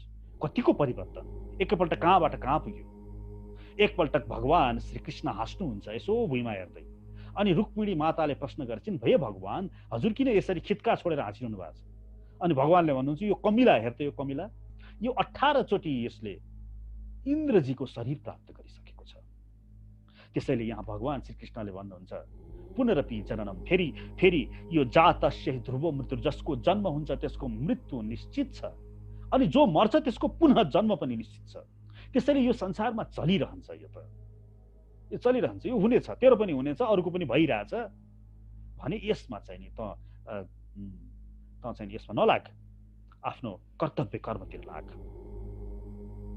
अव्यक्त आदिनि भूतानि अव्यक्त मध्यानि भारत, अव्यक्त निधनान्येव तत्र का परिदेवना, अर्थात् जन्मिनुभन्दा अगाडि सबै जीवहरू अव्यक्त अवस्थामा हुन्छन्, जन्मेर नमरुन्जेलको मध्य अवस्थामा तिनीहरू व्यक्त हुन्छन् र मरेपछि फेरि अव्यक्त नै हुन्छन्। अतः यसमा शोक गर्नुपर्ने कुनै कारण छैन। यहाँ हेर्नुहोस् त, चारैतिर सबै पहिला अव्यक्त छन्। तपाईहरू अस्ति जन्मिनुभन्दा अगाडि कहाँ हुनुहुन्थ्यो? अव्यक्त अवस्थामा, व्यक्त थिएन। अहिले केही क्षणको लागि यसो व्यक्त देखिएको हो। यो संसारमा जति पनि देखिन्छन् नि, आज हेर्नुहोस् त, बाहिर झ्यालबाट यसो बाहिर निकालेर मान्छेहरूलाई हेर्नुहोस् त, आजको 50 वर्षपछि यिनीहरू एउटा पनि बाँकी रहँदैनन्, एउटा पनि हुँदैन। आजको 100 वर्षपछि घरहरू, गगनचुम्बी घरहरू एउटा पनि बाँकी रहँदैन। पहिला पहिला भारतवर्ष कति विकसित थियो, त्यसपछि विश्व आदि देशहरू विकसित भए, त्यसपछि अहिले अमेरिका विकसित छ, अब चाइना विकसित हुन्छ। यो सबै समुद्रको अगाडि, समुद्रको छेउमा तपाईले घर बनाउनुहुन्छ नि, त्यस्तै हो। यो ढुङ्गा माटो सारेको मात्रै हो। यो जुन ठुल्ठुला घरहरू, भवनहरू, यसप्रति लालायित भएर आफ्नो देशै छोडेर जानुपर्ने। तपाईँ आफै अव्यक्त हुनुहुन्थ्यो, फेरि व्यक्त हुनुभयो। त्यस्तै गरिकन यो घरहरू, यो महलहरू, यो सबै थिएनन् पहिला, अहिले ठडिएको देखिएको छ, फेरि अलि दिनपछि भत्किन्छन्, रहँदैन। संसारको नियति नै यस्तै हो भने यस्तो केही क्षणलाई देखिएको यी वस्तुहरू, यो देखेर किन चाहिँ नि तपाईँ मोहित हुनुहुन्छ? जब खोलाको पानीलाई निहालेर हेर्नुहुन्छ नि, अनि लाग्दछ खोला बगिरहेको जस्तो हामीलाई भान हुन्छ, तर त्यहाँ खोलाको पानीको कणलाई हेर्नुहोस् त, अघि हेरेको पानी त बगेर कहाँ पुगिसकेको छ, यहाँ त अर्कै पानी आइरहेको। त्यस्तै गरिकन यो संसार हेर्दाखेरि चलिरहेको जस्तो भान हुने मात्रै हो। त्यही भानको अनुरूप तपाईलाई चाहिँ छक्काइन्छ। तपाईलाई भनिन्छ अब हामी अब मङ्गलोकमा गएर बस्ती बसाउँदैछौँ, भनेर छक्काइन्छ तपाईलाई। आजको 200 वर्षपछि मंगल लोकमा गएर हामी बस्दैछौँ। तर तपाईँ 200 वर्षपछि त के आजको 15-20 वर्षपछि कहाँ पुग्नुहुन्छ? फेरि यो पृथ्वी लोकको यही मृत्यु लोक प्राप्त हुन्छ भन्ने पनि छैन। तपाईँ कुन ब्रह्माण्डमा पुग्नुहुन्छ, कुन कहाँ पुग्नुहुन्छ भने त्यो 200 वर्षपछि मंगल लोक पुग्छ भन्ने यस्ता कोरा कल्पना अथवा भए तापनि, सत्य नै भए तापनि तपाईलाई कामको लागि हो र त्यो? तसर्थ यो सबै अव्यक्त छन्, कुनै अहिलेलाई मात्र व्यक्त भएका छन् अनि फेरि अव्यक्त हुनेछन् भने अहिले देखिएको यी व्यक्तको मुग्धतामा नफस अर्जुन। र हामी सबैलाई पनि भगवान श्रीकृष्णले यही कुरा भन्नुहुन्छ। अनि यो आत्माको लागि भगवान श्रीकृष्णले भन्नुहुन्छ आश्चर्यवत् पश्यति कश्चिदेनम् आश्चर्यवत् वदति तथैव चान्यः आश्चर्यवत् चैनमन्यः शृणोति श्रुत्वाप्येनं वेद न चैव कश्चित्। हे अर्जुन, यो आत्माको बारेमा अहिले मैले जुन तिमीलाई भने नि, अहिले यहाँहरू सबैले पनि जुन सुनिरहनु भएको छ, यसलाई आश्चर्यवत् पश्यति, यो आत्माको बारेमा कसैले अचम्म मानेर हेर्छन् रे। आश्चर्यवत् वदति तथैव चान्यः, अनि यी आत्माको बारेमा कसैले आश्चर्य मानेर भन्छन् रे। आश्चर्य चैनम अन्यः शृणोति, अनि तपाईहरूले सुने जस्तै गरेर मैले पनि सबैले यो आत्माको बारेमा अर्थात् आफ्नै बारेमा अचम्म मानेर सुन्छौँ रे। श्रुत्वाप्येनं वेद न चैव कश्चित्। तर जति नै सुने पनि सुनु लाग्ने यो आत्मा, यो म को हुँ भन्ने कुरो जति सुने पनि बुझिँदैन रे। हरि शरणम।